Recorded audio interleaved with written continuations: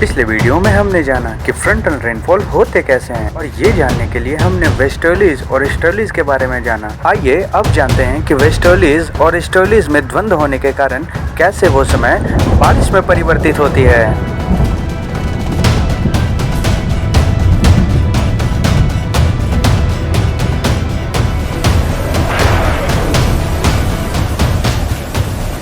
ऐसा मान के चलते हैं कि एग्जाम्पल के तौर पे समझते हैं, जैसे ये ईस्टर्लीज है। ईस्टर्लीज क्योंकि ये फ्रिजिड जोन से आ रहा है तो इसमें भारीपन रहेगा, तो ये ज़मीन के पैरेलली फ्लो करेगा। लेकिन ये जो वेस्टर्लीज है वो तो ट्रॉपिकल एरिया से आ रहा है, इसमें हॉटनेस है, तो ये थोड़ा लाइटर इन वेट होने के कारण ज़मीन से ऊपर ट्रैवल करेगा। तो ये जैसे ही हेड ऑन कोलाइड करेगा तो धीरे धीरे, जैसे ये फर्स्ट बाउंड्री जोन जो एक दूसरे से टकरा रहा है वो धीरे धीरे अपलिफ्ट होगा, फिर उसके बाद ये दूसरा बाउंड्री जोन, इसको ऐसा समझ सकते हैं, फिर ये तीसरा। तो ऐसे करते करते एक जैसे बड़ा क्लोज सिस्टम है, जैसे 1 किलोमीटर हुआ या फिर 200 मीटर का एक क्लोज सिस्टम है, तो वो धीरे धीरे फर्स्ट हाफ वो पहले ये वाला एरिया राइज करेगा, फिर दूसरा एरिया राइज करेगा, फिर तीसरा एरिया, ऐसे करते करते लास्ट का सारा एरिया राइज करेगा।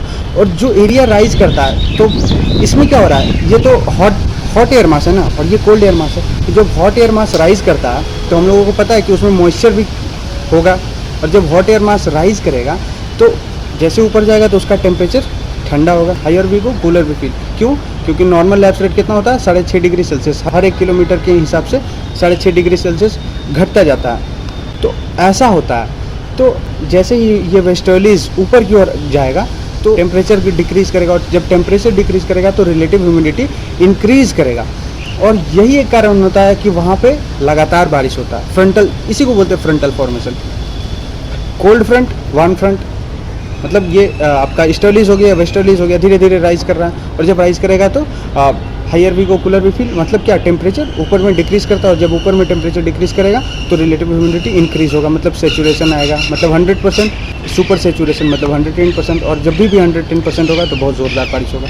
तो ये एक, हम लोग ऐसा समझ सकते हैं कि ये एक फ्रंटल रेनफॉल का एक पार्ट होता है। इसके अलावा बहुत सारा, जैसे फ्रंट्स के 3 प्रकार होते हैं, वार्म फ्रंट, कोल्ड फ्रंट और ओकुलेटेड फ्रंट। ज़्यादा इसमें डिटेल में नहीं जाने की जरूरत है, मेनली आप ये समझिए कि फ्रंटल रेनफॉल होता कैसे है, क्योंकि एक ओवरव्यू, हम लोग को सब चीज़ का ओवरव्यू थोड़ा लेना है, और यहाँ पे तो लंबा क्लास चलने वाला नहीं है कि हर चीज़ के बारे में डिटेल बताएं। मतलब थोड़ा थोड़ा जानकारी सबके बारे में ले लीजिए कि कन्वेक्शनल रेनफॉल होता क्या है, पहाड़ से जो रेनफॉल होता है, ओरोग्राफिक रेनफॉल होता क्या है, फ्रंटल रेनफॉल होता क्या है। तो लगभग ये सारा चीज़ हम लोग जान चुके हैं। और एक बात याद रखिए, हाँ, बिफोर लिविंग एक बात आप क्लियर समझ लें, जो डिफरेंस हम बताएं फ्रंटल रेनफॉल के आने का, फ्रंटल फॉर्मेशन का जो डिफरेंस है कोल्ड एयर मास और वार्म एयर मास का।